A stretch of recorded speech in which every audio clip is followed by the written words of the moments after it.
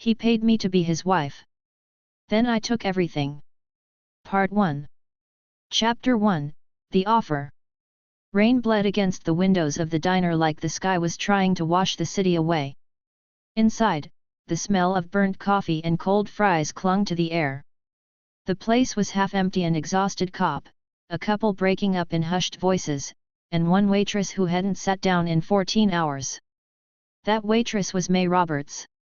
Hair pulled into a too-tight ponytail, uniform clinging to her like defeat, May was used to being invisible. That's what made her dangerous. She wiped down the same table for the third time when she noticed him, a man in a perfectly pressed black suit, untouched by the rain, sitting in a corner booth like he owned the damn place. His tie was sharp. His eyes, sharper. She didn't know his name but she recognized the type. Rich. Untouchable. Untouched. He didn't look at the menu. He looked at her. May Roberts. Her heart skipped but her face didn't move. That depends. You planning to complain about the coffee? The man didn't smile. Instead, he slid a sleek black envelope across the table. Thick. Heavy. She recognized the seal. Clarke Global Holdings. Her fingers curled slightly. His company. Someone would like to speak with you. Privately, the man said. There's a car waiting outside. You have 5 minutes to decide. May raised an eyebrow, all cool sarcasm. And if I don't like strangers handing me sealed invitations like it's some Bond movie? Then you can go back to mopping floors in this diner. Or you can come here and offer that will change your life. He stood, dropped a crisp $100 on the table, and walked out without another word. She should have said no. She should have thrown the envelope in the trash. But the name on that seal burned like acid. Clarke Global. The company that had ruined her father's name, his life, and eventually, his will to live. May walked out 5 minutes later. Black leather interior. Silence. Then the man beside her spoke again barely. You're going to meet Mr. Damon Clarke. May stared out the tinted window. What does a billionaire CEO want with a waitress? The man replied flatly. A wife.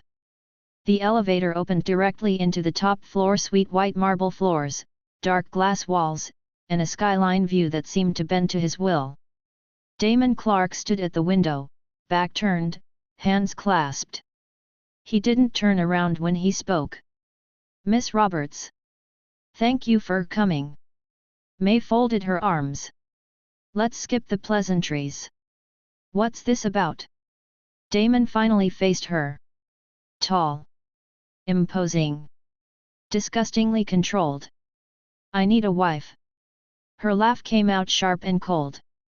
You're joking. I don't joke, he said. Not about reputation. He explained in clipped, perfect words, an aggressive media campaign, accusations of emotional instability following a scandal, and the board breathing down his neck about appearing relatable. Public opinion is the only thing I haven't mastered, he said. I need a partner the world believes in. May tilted her head. And you want to marry a waitress from a greasy spoon in Brooklyn? No. I want to marry a woman who keeps her mouth shut, smiles when necessary, and signs an ironclad NDA. He slid a second envelope toward her. 12-month contract. 5 public appearances a month. You'll live here. All expenses covered. 1 year then we part ways. Her eyes scanned the paper. $10 million. She kept her face still. Her fingers didn't tremble.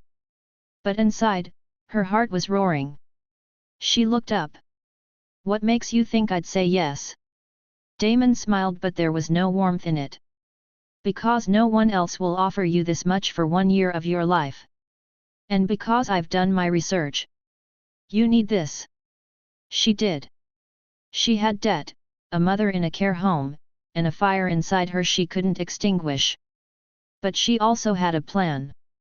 May picked up the pen. One condition. Damon raised an eyebrow.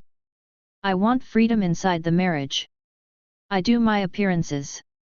I wear the ring. But I'm not your property.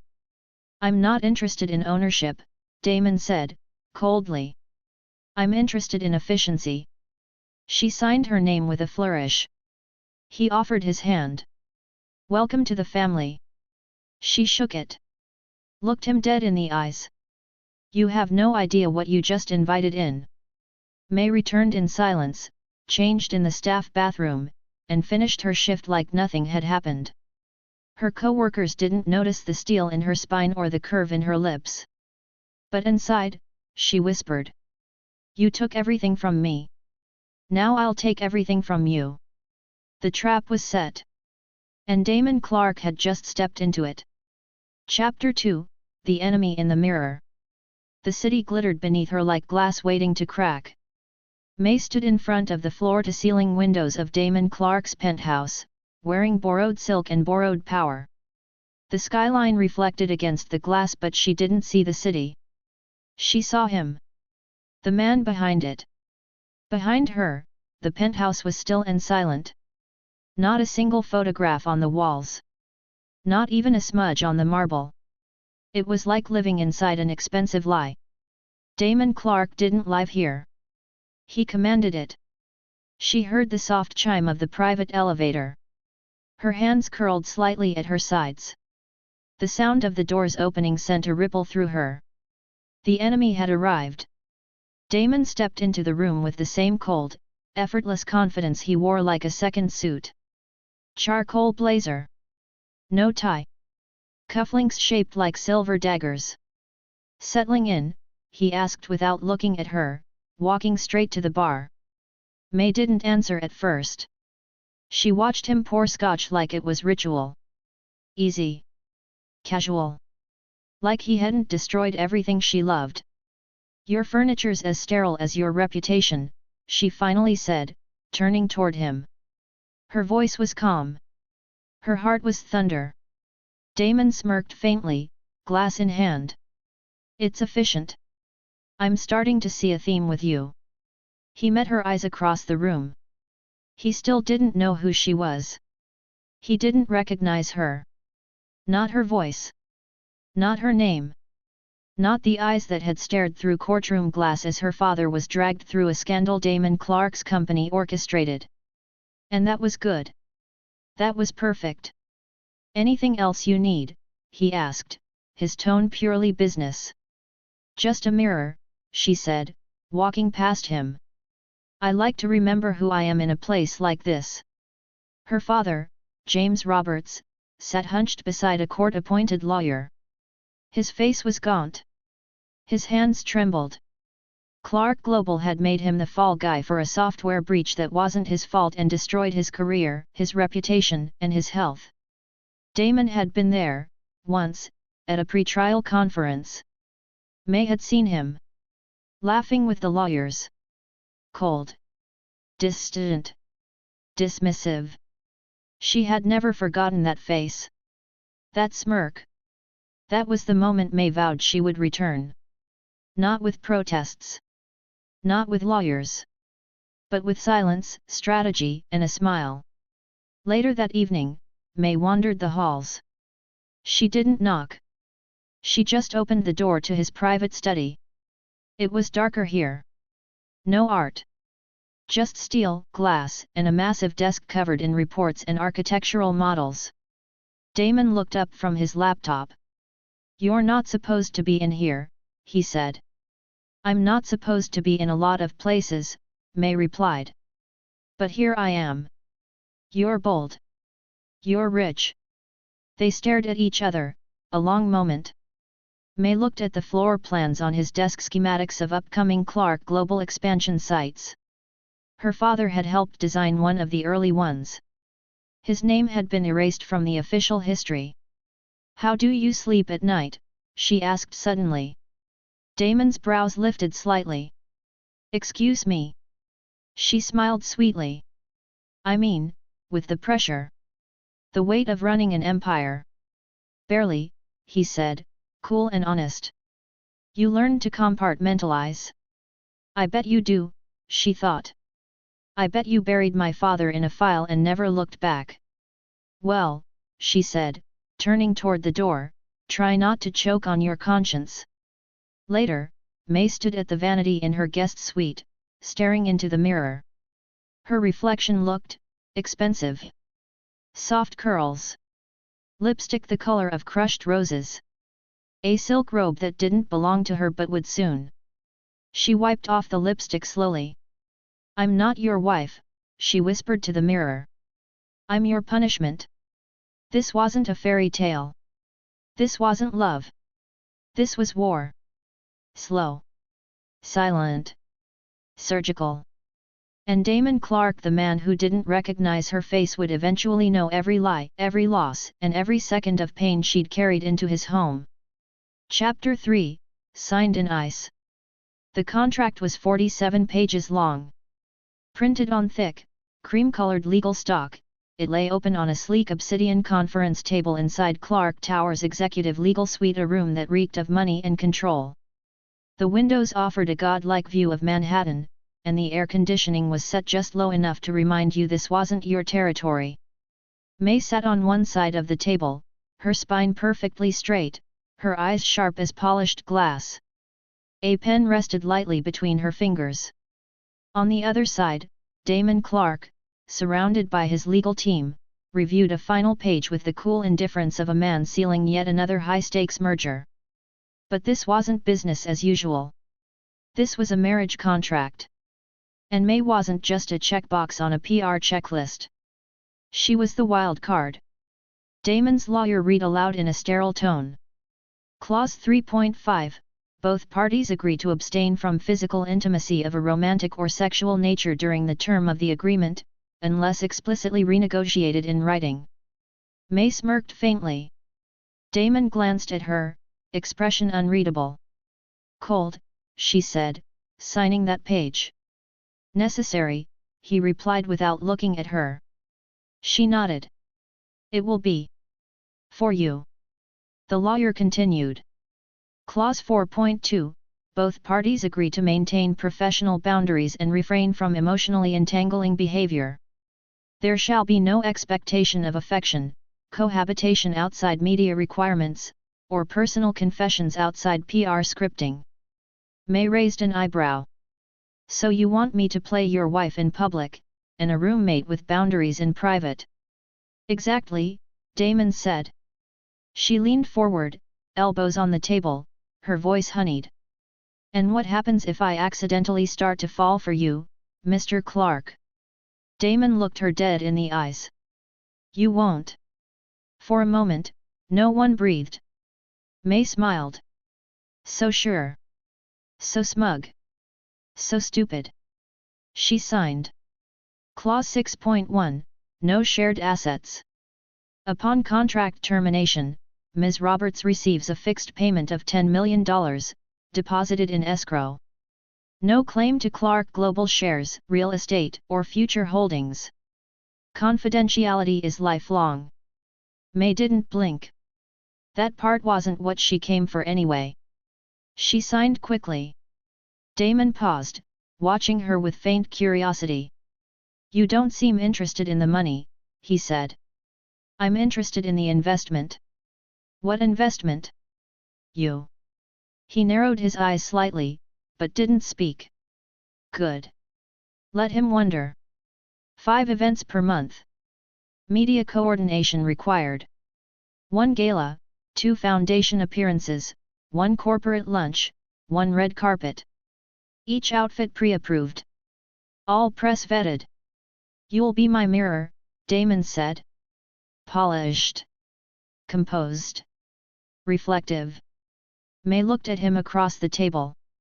I'm not a mirror, she said. I'm a storm you invited in because you thought you could contain it. Damon tilted his head. We'll see. Final clause, termination. Clause 12.7, the agreement ends 1 year from the date of signature. Early termination requires mutual consent or evidence of breach. Upon conclusion, both parties will separate publicly and privately with dignity. No emotional claims. No future entanglements. No future. Perfect. May signed the final page with a slow, confident flourish. Damon signed next, his signature bold and severe. Their eyes met over the ink. Legally bound. Emotionally dead. On paper, it was clean. In truth, it was war. They stood side by side in the elevator, the city rising behind them. Silent. Finally, Damon spoke, low and direct. "You're not what I expected." May turned to him, eyes calm. "Neither are you. You're not intimidated. I've seen worse than a man in a suit with control issues." He looked over at her. "You should know something." "What's that?" "I always win." She stepped closer, just enough to make him blink. "No, Damon. You just haven't played against someone like me yet." Alone in her suite, May opened a thin leather-bound journal hidden in the lining of her luggage. Inside were clippings, names, old photographs of Clarke Global board members, and a picture of her father. She glued in today's prize. A copy of the signed marriage contract. At the bottom, she wrote. Day 1. I married the man who destroyed my family. He thinks this is a contract. But it's a sentence. And I'm the warden. She closed the book. The ice was signed. And now? Let the fire begin. Chapter 4, The Engagement Circus. The ballroom of the Clarke Foundation Gala wasn't just glamorous, it was a battlefield in sequins. Crystal chandeliers glowed like moons overhead, casting liquid gold over tailored tuxedos and $1,000 smiles. Champagne flowed like a bribe. Everyone who was anyone in Manhattan's elite had arrived, and every single one of them was waiting to see her. May Roberts. The waitress. The enigma. The girl who'd snagged the coldest, most unattainable billionaire in the country. She stepped out of the black car like a queen in a fairy tale rewritten by revenge. Her gown was liquid emerald silk, backless, hugging her in all the right places. Her hair was swept up, exposing the strong line of her jaw. The diamond on her finger sparkled like it knew secrets. The crowd gasped audibly. Cameras flashed. Shutters clicked. And Damon Clarke, perfectly tailored in black, offered his arm like a gentleman trained for war. They moved through the crowd like a storm front, silent, polished, unapproachable. May played her part beautifully. Smiling just enough. Laughing without warmth. Her hand resting lightly on Damon's arm as if it had always belonged there. "Who is she?" whispered one heiress behind a champagne flute. "Look at the way she walks. Like she owns the room," murmured a tech founder to his wife. "She's just a placeholder," someone else scoffed. "No one actually marries the help." May heard every word. She smiled wider. Near the center of the ballroom, under the spotlight and before a crowd of press and power brokers, Damon Clarke raised a glass. "Thank you all for being here. I have never believed in fate. I believe in decisions. And I made one when I asked this woman to be my wife." He turned to May, and for just a breath, something unspoken passed between them, performance or warning, she couldn't tell. May stepped forward. The crowd hushed. "I wasn't expecting any of this," she said, her voice clear, poised. "But I've learned that sometimes life doesn't wait for your permission. Sometimes it just offers you something terrifying and beautiful and you either run or rise." A calculated pause. A smile. "I chose to rise." Applause. A few cheers. Flashes. She had them. Wrapped in silk, confidence, and mystery. The applause had barely faded when May felt it, a shift in the air. Ice. Vivian Clarke. Damon's sister. Blonde. Statuesque. Smile like a scalpel. And next to her, Bryce Sterling, her husband, lean, smooth, with shark eyes and a $5,000 watch on a wrist that had probably signed off on more illegal trades than May would ever know. "Darling," Vivian purred as she approached, voice like poisoned honey. "You must be May." At last. Vivian Clarke, May said with flawless calm. The infamous sister. I was told you might try to claw me apart. Vivian laughed, too loudly. Oh, I like her, she said to Bryce. She has claws of her own. Bryce extended his hand, his smile oily. Welcome to the family. You clean up beautifully. I didn't know I was dirty to begin with, May replied sweetly, shaking his hand. But thanks for the reminder. Damon's eyes flicked to her just once. A warning? Or pride? Vivian's eyes narrowed just slightly. I hope you know what you're getting into, she said, her voice low, predatory. Damon's world isn't simple. I don't like simple things, May said. They bore me. Vivian's lips parted, the smile never touching her eyes. The war had officially begun. They retreated to a quiet corner behind the champagne bar. Damon offered her a glass. She took it, not because she wanted it but because optics mattered. You were unexpectedly good, he said. It almost sounded like a compliment. Unexpected is my brand, she replied. Your sister's charming. Like arsenic in a wine bottle. He chuckled, low. Vivian's been raised to detect threats. She's suspicious of everyone. She should be, May said, staring across the room at Vivian, who was already watching her like a hawk. Damon tilted his head. You're not intimidated by her. No, May said, finishing her champagne. She just made herself my favorite puzzle. From across the room, Vivian sipped her drink. She's smarter than she looks, Bryce muttered. Vivian's smile vanished. She's not here for love. Obviously, Bryce scoffed. She's hiding something. Vivian leaned in closer. I just don't know what yet. But I'll find out. May stood in front of the gilded mirror, alone, retouching her lipstick with precision. Her reflection didn't look like a waitress anymore. It looked like a player. A threat. A woman inside the enemy's den, surrounded by wolves and already sharpening her teeth. She thought of her father. Of the lies. Of the pain. And then she whispered to her reflection. Smile. Let them underestimate you. It's the last mistake they'll ever make. Chapter 5, Champagne and Secrets. The gala was over, but the echoes lingered. The ballroom was empty now save for cleaning crews and scattered crystal flutes waiting to be collected. Outside, the city pulsed in slow waves, but inside Clarke Tower, the world had already shifted. May stood barefoot in Damon's penthouse kitchen, robe tied loose at the waist, sipping peppermint tea while scrolling headlines on her phone. She had done it. They all called her poised, magnetic, a Cinderella for the modern age. But what none of them knew was this. The magic wasn't in the dress. It was in the dagger she'd slipped into someone else's back. May sat in the back of a chauffeured car, a burner phone tucked into her coat pocket. She tapped out a short message and attached a document, something she had spent the last week retrieving through careful manipulation of Damon's inner circle. It was a contract. A quietly buried acquisition deal from 6 years ago, signed by a major competitor of Clarke Global, Gideon Vale, founder of Vale Tech, one of Damon's loudest rivals and a constant thorn in the Clarke board's side. The document revealed Vale had illegally bought proprietary research from a third-party shell company, a shell company once indirectly funded by Clarke Global. The irony was delicious. May didn't care about Vale.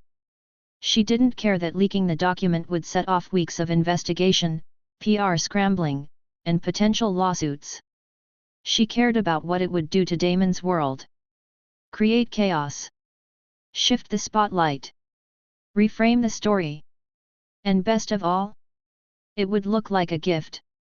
That night, during the gala, May had kept her phone in her clutch, knowing the timing. The leak would hit while the cameras were flashing, while Damon's arm was around her waist, while the world was watching their perfect fairy tale unfold. Now, post-gala, it was front-page news. Breaking, Vale Tech implicated in tech espionage scandal, federal investigation imminent. Damon saw it on his own device minutes later. He had been standing by the living room window, unbuttoning his cufflinks when the alert buzzed. He clicked. Read. Paused. And then, he smiled. He entered the kitchen, his phone in one hand, and leaned against the door frame. You saw the news? He asked casually. May didn't look up. About Vale? Tragic. Tragic for him, Damon said. Not for me. She sipped her tea, one eyebrow raised. That sounds suspiciously like celebration. He watched her carefully. It's curious timing. Just hours after the gala. Just as public sentiment is warming toward me again. It's almost cinematic. May met his eyes over the rim of her cup. Must be fate, she said. A long beat passed. Damon tilted his head. You know what I admire about sabotage, May? He asked quietly. What's that? It's cleaner when it's surgical. Anonymous. Poetic. She set her cup down. And what makes you think I know anything about sabotage? Damon stepped closer. Because it's exactly what I would have done. Their eyes locked. For the first time, the cold, corporate mask Damon wore every day flickered just slightly. Behind it was something rawer. More dangerous. Approval. You're not just pretty, he said softly. You think like a strategist. May tilted her head. You married a mirror, remember? Your words. He didn't smile, but his eyes warmed slightly. I may have underestimated you. She turned away with deliberate grace, walking to the window, the city reflected in the glass before her. You're used to people playing checkers, she said. I play chess. Damon's voice behind her was lower now, intrigued. And what's your endgame? She turned back, eyes sharp as razors. Wouldn't you love to know? Damon stared at his office wall, watching the news stream. Vale Tech stock was plummeting. Analysts were calling for resignations. The federal probe had already begun. He should have been focused on the business. On strategy. But all he could think about was her. May. The waitress who'd walked into his life with a lie and a contract, who now moved like she was born into this world, and played like she'd studied every piece on the board. She was dangerous. He was sure of it now. But so was he. And there was something almost addictive about it. She sat in bed, legs crossed, robe loose, journal open across her lap. She glued a printed copy of the leaked file inside and wrote beneath it. Gideon Vale takes the first fall. Not for justice but for distraction. Damon doesn't know I did it. But he suspects. And instead of being afraid, he's impressed. He thinks I'm a player now. He's wrong. I'm the one who built the board. She closed the journal. The walls were tightening around him. He just didn't know yet whose hand was holding the rope. Chapter 6, Bedroom Boundaries. Rain tapped lightly against the penthouse windows, a soft rhythm like a warning in code. May stood in the walk-in closet, barefoot on the chilled hardwood floors, slipping a silk blouse from its hanger. The lighting was soft and warm, but it couldn't melt the tension in the air. Something was shifting. She felt it, like the ground was preparing to tilt beneath her. A soft knock sounded behind her. She turned slowly. Damon stood in the doorway, jacket off, sleeves rolled, tie gone. More undone than she'd ever seen him. He didn't waste time. We need to change the sleeping arrangement, he said. May raised an eyebrow. Change? We share a bed now. She blinked once. Excuse me. For public appearances, he clarified. There's a fundraiser next week. Photographers have been hired to shoot us in private settings by design. They'll be embedded in the security team, pretending to be press, leaking photos. My head of PR is behind it. A staged photo of us sleeping in different bedrooms would blow the illusion. He stepped into the closet, now inches from her. You'll move into my room tonight? May looked up at him, calm, unreadable. You want me to sleep beside the man who? She stopped herself. Bit down the truth like it was poison. She couldn't say it. Not yet. Fine, she said. You want optics? Let's give them optics. May stepped inside the master suite with a duffel bag in one hand and her steel composure in the other. The room was cool and dark, lit only by the dim glow of the city outside. It was massive, minimalist, and alarmingly male. Matte black headboard. Crisp grey sheets. Sparse decor. The only softness was the cashmere throw draped at the foot of the bed. Damon sat on the edge, reading something on his tablet. He didn't look up. The left side is mine, he said. She didn't answer. Just dropped her bag near the dresser and walked to the closet. She moved like she belonged. She always did.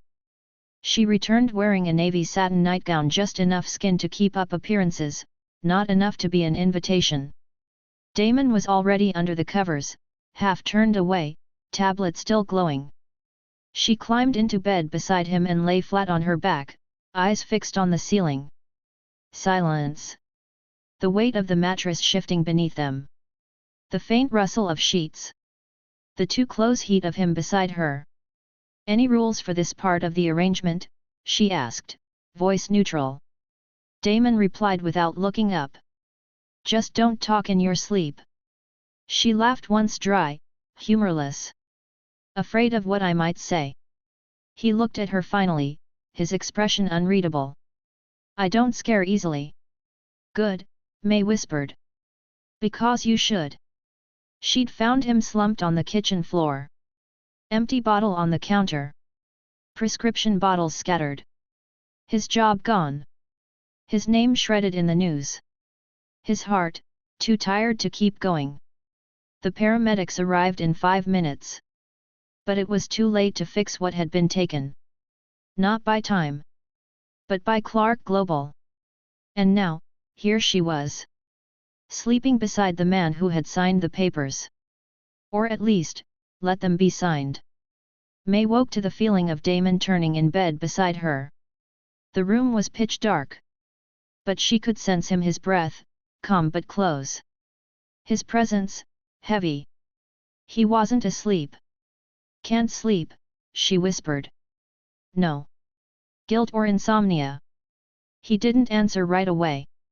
Then. Noise. I'm not used to anyone else breathing near me. She smirked in the dark. You'll get used to me. Will I? I'm like gravity, she whispered. The longer you resist, the harder you fall. He didn't respond. But the silence between them buzzed with electricity. Not intimacy. Not yet. Just the unbearable closeness of two people pretending not to be at war. Before sunrise, May slipped out of bed and returned to the guest bathroom. She opened her journal, scrawling quickly before anyone woke. I slept beside the man I hate. I could feel his heart beating beside mine, proof that it's still beating at all. He thinks I've surrendered. He doesn't see the blade under the silk. Let him draw closer. Let the world see us as one. Because when the time comes, I want him looking into my eyes when I take everything back. She closed the book. In the mirror, she saw herself clearly. Not a bride. Not a victim. Just a girl in a nightgown, building an empire from the ashes of her grief.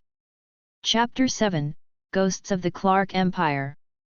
2 weeks had passed since May moved into Damon's room. On the surface, they had become the perfect lie. They shared breakfasts for the paparazzi on the terrace. She slipped her hand into his at events like she belonged there. She kissed his cheek in front of press like it was instinct. The headlines were obsessed. The cold CEO has found love. May Roberts is changing Damon Clarke from powerhouse to partner. But behind the smiles and the custom gowns, May was digging through ashes looking for the match that burned her life down. It started innocently. May told Damon she wanted to learn more about the company to better represent it in interviews. Damon raised an eyebrow but granted her access to the digital archive and internal press vault. He even gave her an access card. Mistake number 1. The executive archives were cold, fluorescent-lit corridors 3 floors beneath Clarke Tower. She entered alone, unnoticed, wearing a blazer she didn't button and resolve she didn't hide. A silent assistant handed her a tablet and unlocked the records room. "Take your time, Mrs. Clarke," he said. She smiled. "I will." May sat at a digital review desk and began sifting through thousands of files. She searched for project names, executive board members, lawsuits, settlements, terminations. She cross-referenced articles, pulled contract metadata, and tracked names that reappeared too often for coincidence. The deeper she went, the colder it got. There was a pattern. Every few years, a scandal. A whistleblower. An internal leak. And every time someone took the fall. But the names that rose to the top again and again? Vivian Clarke. Bryce Sterling. And a line of quiet settlements signed off by Damon Clarke. Her stomach twisted. She tapped open a personnel file dated 6 years ago. James Roberts, lead structural engineer, Clarke Infrastructure Division. Status: dismissed. Reason: Code of Ethics violation, mishandled proprietary data. Settlement: non-disclosure signed. Severance sealed. Her father's name. His career. His shame. Reduced to 6 clinical lines. She kept scrolling. The source of the ethics complaint came from Vivian Clarke's department. Not Damon's. Still, Damon's signature was on the dismissal papers. She zoomed in. Black ink. Sharp strokes. Unmistakable. That night, Damon was reading over quarterly projections in his home office when May walked in. "You're working late," she said, calm but cool. "Always do." She crossed to the bar and poured herself a small glass of wine. "Funny. I was reading about your past today too." He looked up, cautious. "Oh. Your company has quite the record," she said. "Lawsuits. Settlements. Scandals brushed under designer rugs." Damon leaned back, hands steepled. "Careful, May. That sounds like an accusation." "It's an observation." Silence. "Anything specific catch your eye?" he asked. "James Roberts," she said smoothly, watching his face like a hawk. "Fired 6 years ago. Framed, from what I could tell." Damon didn't flinch. "Never heard of him," he said evenly. "There were hundreds of engineers then. Half the company was restructured." Liar, she thought. Or worse, he really doesn't remember. "But you signed his dismissal," she said softly. Damon's jaw twitched, just slightly. He reached for his glass, buying time. "I sign hundreds of things. Delegated decisions. And consequences." Their eyes locked. The air grew heavier. "I'm not perfect," Damon said. "But I don't ruin people for sport." She smiled, slowly. "No. You let others do that for you." She left the room without another word. She opened her journal and added James Roberts' file printout beside clippings of other names she had found. Lena Zhang, the project manager who sued for unsafe work conditions, silenced. Kenneth Doyle, the IT director who died by suicide days before testifying in court, brushed off as mental health history. Maria Contreras, the urban planner whose reports were altered without consent, discredited and terminated. She underlined the ones that traced back to Vivian and Bryce's departments. "There's a system. A machine. Damon signs the orders, but his hands aren't always dirty. Maybe because someone else keeps them clean. But I don't want his hands clean. I want them covered in truth."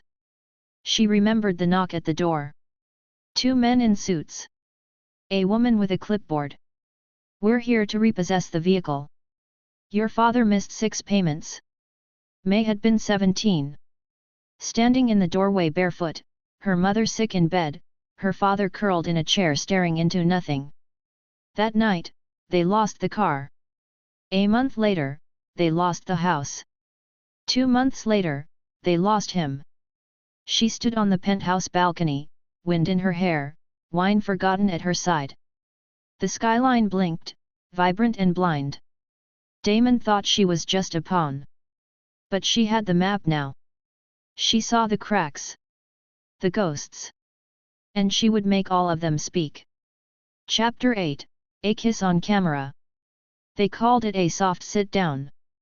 A 20-minute, nationally televised interview to showcase the human side of Clarke Global's notoriously robotic CEO and his stunning, mysterious new fiancée. Nothing major. Just a few scripted questions, some staged glances, and a carefully constructed image of love. But May had learned early, the more they labeled something as soft, the sharper it was behind the scenes. She had been media trained. Polished. Fitted into a custom cream silk gown that clung to her like second skin. Her makeup team whispered about contour and illusion while producers mic'd her up. She sat on the velvet sofa next to Damon in the rooftop studio of CNB World, pretending her pulse wasn't rising, pretending she didn't want to claw him apart and expose his empire. And yet, for the audience, she was the picture of grace.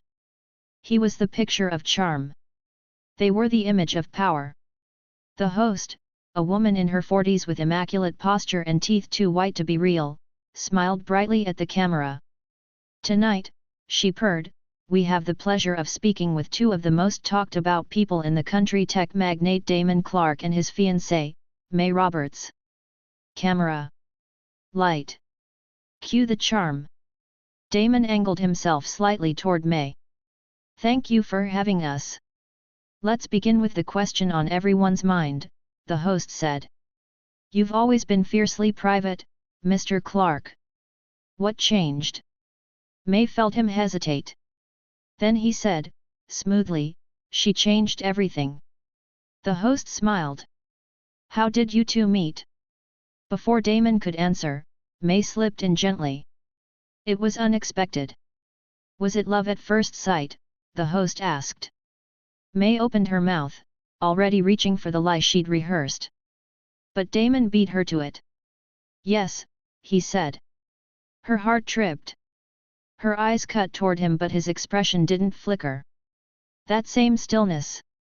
That same calculating calm. Damon doesn't believe in fate, May said carefully, recovering. He believes in data. Strategy. And yet, the host pressed, here you are. May forced a soft laugh. He's a walking contradiction. Halfway through the interview, the host leaned forward. One final question, she said. The public hasn't seen you 2, up close. How do you feel about being in the spotlight as a couple? May smiled smoothly. We didn't expect the attention, but...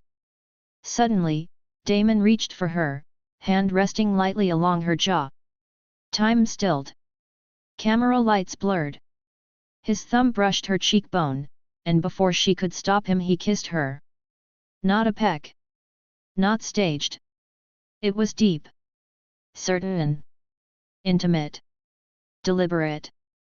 Her breath caught not from surprise, but from the shocking, electric clarity of it. His mouth was warm. His hand steady. He didn't fake it. Not this time. It wasn't the kiss of a CEO selling an image. It was the kiss of a man saying something wordless. And for one terrifying, suspended second, May forgot everything, the plan, the contract, the war. When they pulled apart, the host blinked, stunned. Well, she said. That answers that. The room laughed lightly. The camera cut to commercial. But May was no longer acting. She was recalculating. As soon as the cameras cut, May stood up, smoothing her gown. Damon remained seated, watching her closely. "What the hell was that?" she whispered. "Optics," he said coolly. "That moment will be replayed in every media outlet for the next 48 hours. The engagement just became real in the public's eyes." May's eyes narrowed. "You blindsided me. You handled it," he said. "Beautifully." She stepped closer, lowering her voice. "Don't do it again without warning." He rose to meet her height, something unreadable flickering in his expression. "You're in control of more than you admit, May. But don't forget so am I." They stood there, inches apart. Power on a razor's edge. Two liars playing lovers. Two enemies pretending not to flinch. She sat on the floor of the guest bathroom, still in her gown, back against cold tile. She wrote with shaking hands. "He kissed me. Not the fake kind. Not for the press. It was too steady. Too sure. He knew what he was doing. And so did I, except I wasn't ready for how real it felt. For 1 second, I wanted to believe it. I can't let that happen again." She drew a line under it. Hard. Final. "He's not the man I love. He's the man I will ruin." Back in the penthouse, Damon poured himself a drink and watched the replay. The kiss. The stillness in her. The one moment where her mask had slipped. He replayed it twice. Then he muttered to himself. "You're not what I expected, May Roberts. Not even close." And for the first time since they signed the contract, he wasn't sure which of them was the real threat. Because every broken heart deserves a comeback. If this story touched you, don't forget to subscribe for more emotional romance every week. Hit like, drop a comment, and ring the bell so you never miss a moment of betrayal, redemption, and powerful love. And don't keep the drama to yourself, share this story with someone who lives for twists just like you. Thanks for listening, and remember, sometimes the best revenge is becoming unforgettable.